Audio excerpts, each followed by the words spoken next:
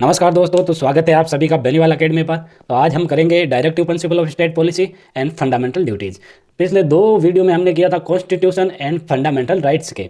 जितने भी विगत वर्षों में क्वेश्चन पूछे हैं विभिन्न भर्ती परीक्षाओं में, उनसे रिलेटेड सारे क्वेश्चन हमने कर लिए थे। आज हमारा मेनली फोकस होगा डीपीएसपी एंड एफडी पर, यानी कि फंडामेंटल ड्यूटीज़ पर। तो हम शुरू करते हैं अपना वीडियो। तो भारतीय संविधान के भाग के अनुच्छेद 51 में नागरिकों के कितने मूल कर्तव्य वर्णित है। मूल कर्तव्य कितने वर्णित है? पहले तो ये मूल कर्तव्य कौन से संविधान संशोधन द्वारा जोड़े गए? 42वें संविधान संशोधन 1976 को ये सरदार सरवण सिंह समिति की सिफारिश पर 11 मौलिक कर्तव्य जोड़े गए। कितने होंगे इसके? 11। भारत के संविधान के किस भाग में मूल कर्तव्य को सन्निहित किया गया है? तो भाग 4 में सन्निहित किया गया है। भारतीय संविधान में सम्मिलित नीति निर्देशक तत्वों की प्रेरणा हमें किस संविधान से प्राप्त हुई? डीपीएसपी हमने कहाँ से ग्रहण किया था? ये आयरलैंड के संविधान से ग्रहण किया था हमने। भारतीय संविधान के किस अनुच्छेद में सम्मान, न्याय एवं निःशुल्क विधिक सहायता का प्रावधान है? तो अनुच्छेद 30 में शिक्षण संस्थानों का प्रावधान है। ये धर्म के संबंधित है, ये मौलिक अधिकार से संबंधित अनुच्छेद है। तो पीछे बच गया डीपीएसपी का कौन सा? 39 के। भारत के संविधान के अनुसार निम्नलिखित में कौन सा देश के शासन के लिए आधारभूत है?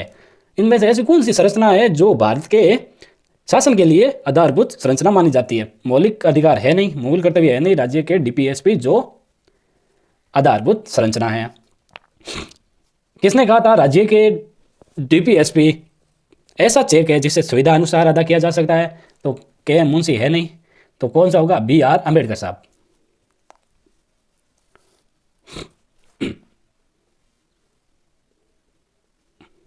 निम्नलिखित में से भारत में मौलिक कर्तव्य कौन सा है? न्यायपालिका से कार्यपालिका पृथक्करण, ये अनुच्छेद 50 कहता है। हमारी मिलीजुली संस्कृति की समृद्ध विरासत को संरक्षित करना, बच्चों के लिए मुक्त एवं अनिवार्य शिक्षा, अस्पृश्यता का परंपरा को समाप्त करना। तो जो है ना मौलिक कर्तव्य से संबंधित है वो क्या है? हमारी मिलीजुली संस्कृति की समृद्ध विरासत को संरक्षित करना, यह है मौलिक कर्तव्यों में सम्मिलित। ये क्वेश्चन वापस रिपीट हो गया एक। भारतीय संविधान के अनुच्छेद 43 के में वर्णित उद्योगों के प्रबंधन में श्रमिकों की भागीदारी किससे संबंधित है? 43 के में किसकी है, किसका प्रावधान किया हुआ है? उद्योगों के प्रबंधन में श्रमिकों की भागीदारी। तो ये ऑब्वियसली बात है डीपीएसपी से संबंधित है, क्योंकि 43 के डीपीएसपी कहां से कहां तक है? 36 से 51 तक है डीपीएसपी का प्रावधान। कल्याणकारी राज्य है का उद्देश्य क्या है? कल्याणकारी राज्य का उद्देश्य क्या है? इनमें से अधिकतम लोगों का अधिकतम कल्याण सुरक्षित करना या सुनिश्चित करना, कमजोर वर्ग के कल्याण का प्रबंधन करना, या सभी नागरिकों को स्वास्थ्य सुविधा प्रदान करना, या उपयुक्त में से कोई नहीं। तो कल्याणकारी राज्य का उद्देश्य है अधिकतम लोगों का कल्याण करना, सुनिश्चित करना, कमजोर वर्गों के कल्याण का प्रबंधन करना, सभी नागरिकों को स्वास्थ्य उपलब्ध करवाना, और उपयुक्त में से कोई नहीं। तो इसमें सारे स्टेटमेंट एकदम करेक्ट है, तो ये उपयुक्त में से कोई नहीं। निम्नलिखित में से कौन सा एक विषय है जिसे संविधान में भारतीय नागरिकों के मूल कर्तव्यों में शामिल किया गया है? ऐसा कौन सा स्टेटमेंट है इसमें से जो मूल कर्तव्यों में शामिल किया हुआ है? धर्म की निरपेक्षता का व्यवहार करना नहीं, वैज्ञानिक स्वभाव, मानववाद और ज्ञानार्जन तथा सुधार आदि की भावना विकसित करना, यह है। सरकार के सभी करों को नहीं, अपने कर्तव्यों के निष्पादन नहीं, ये 51 जय में क्या शामिल किया हुआ है? वैज्ञानिक स्वभाव और मानववाद का ज्ञानार्जन तथा सुधार आदि की भावना विकसित करना। भारत के प्रत्येक नागरिक का कर्तव्य होगा कि वे प्राकृतिक पर्यावरण को संरक्षण एवं सुधार करें। यह कथन भारतीय संविधान के किस अनुच्छेद से संबंधित है? जीवन जीने का अधिकार नहीं है, ये के में नहीं है। अनुच्छेद 48A में यह प्रावधान किया है कि प्रकृति का संरक्षण जरूरी है करना।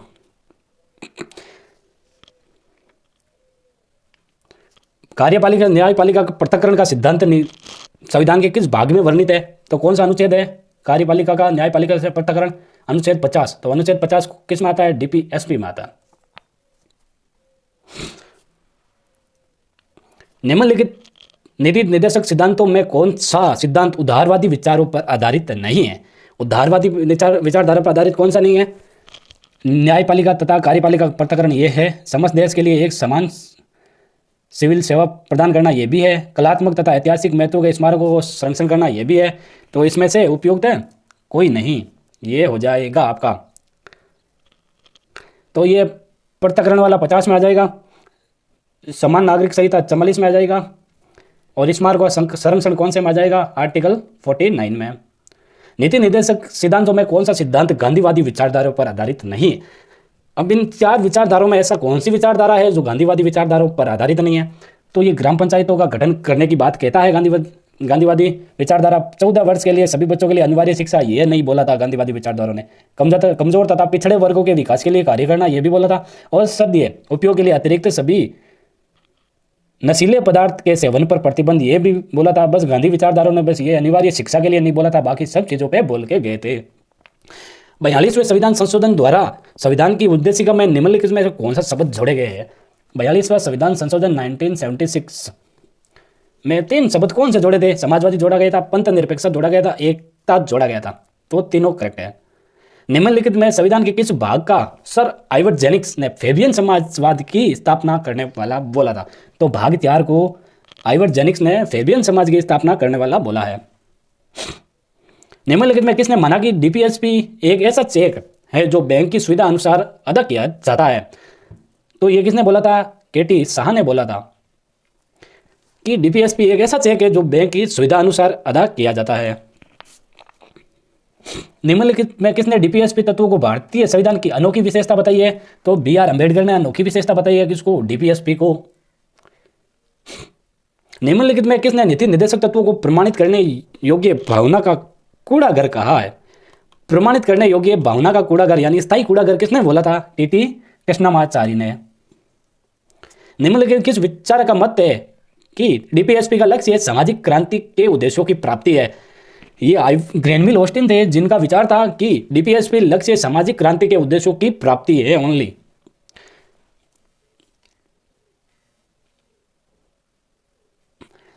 संविधान के किस अनुच्छेद में गोवध निषेध डीपीएसपी तत्व का एक भाग है? यानी कि गो हत्या निषेध, यानी कि गायों की हत्या नहीं करनी है, ऐसा कौन सा आर्टिकल कहता है? तो आर्टिकल 48 कहता है। भारत के संविधान के अनुच्छेद 40 का संबंध है। अनुच्छेद 40 क्या कहता है? कि ग्राम पंचायतों का गठन, यानी कि पंचायती राज का। अंतर्राष्ट्रीय शांति को बढ़ावा देने वाले निर्देशक सिद्धांत का उल्लेख संविधान के कौन से अनुच्छेद में वर्णित है? तो कौन से अनुच्छेद में वर्णित है उल्लेख? संविधान के अनुच्छेद में कौन सा? अंतर्राष्ट्रीय शांति, यानी कि अंतर्राष्ट्रीय शांति को बढ़ावा देने वाले निर्देशक सिद्धांत का उल्लेख कौन से संविधान में वर्णित है? तो 51 में।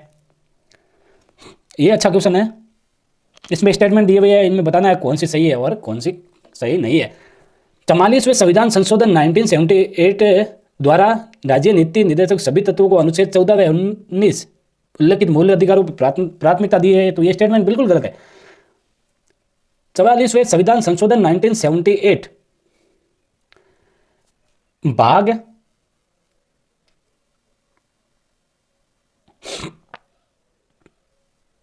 4 अनुच्छेद 36 से 51 में किसका वर्णन किया गया है? डीपीएसपी का। मिनर्वा मिल्स वाद 1980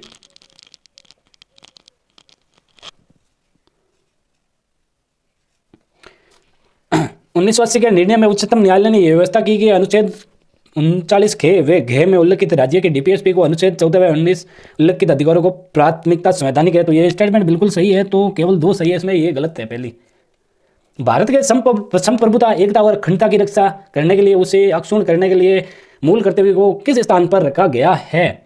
तो 51(3) में रखा गया है। संविधान के मौलिक कर्तव्यों को कब सम्मिलित किया गया था? 42वें संविधान संशोधन 1976 में किया गया था, सरदार श्रवण सिंह समिति की सिफारिश पर। निम्नलिखित में कौन श्रवण सिंह समिति 1976 के अध्यक्ष है? अंतुले थे, SS रे थे, CM स्टेफिन थे, तो हरिदेव जोशी क्या नहीं थे? 1976 के सदस्य नहीं था। तो ABD। अब कौन कौन से व्यक्ति थे जो सरदार श्रवण सिंह समिति के सदस्य थे?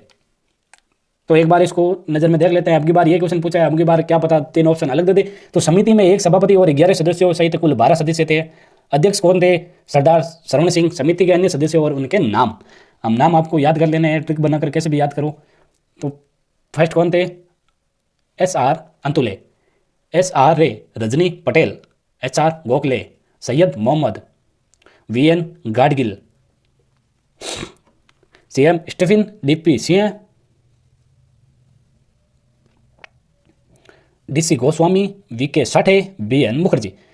आपको ये भी याद रखना है कि एकमात्र महिला का नाम क्या था? सरदार सरवण सिंह। कमेटी में ये क्वेश्चन बन सकता है कि रजनी पटेल। भारतीय संविधान का कौन सा अनुच्छेद ये घोषित करता है कि राज्य का प्राथमिक सरोकार लोगों के कल्याण को प्रोन्नत करना होना चाहिए? तो अनुच्छेद 38 करता है। भारत के संविधान में उपबंधित मूल कर्तव्यों पर निम्न में से किस देश के संविधान का प्रभाव पड़ा है? तो फंडामेंटल ड्यूटीज पर कौन से देश का प्रभाव पड़ा है? तो पूर्व सोवियत संघ का। भारत के संविधान में मूल कर्तव्यों को किस संविधान संशोधन द्वारा जोड़ा गया है? 42वें संविधान संशोधन 1976।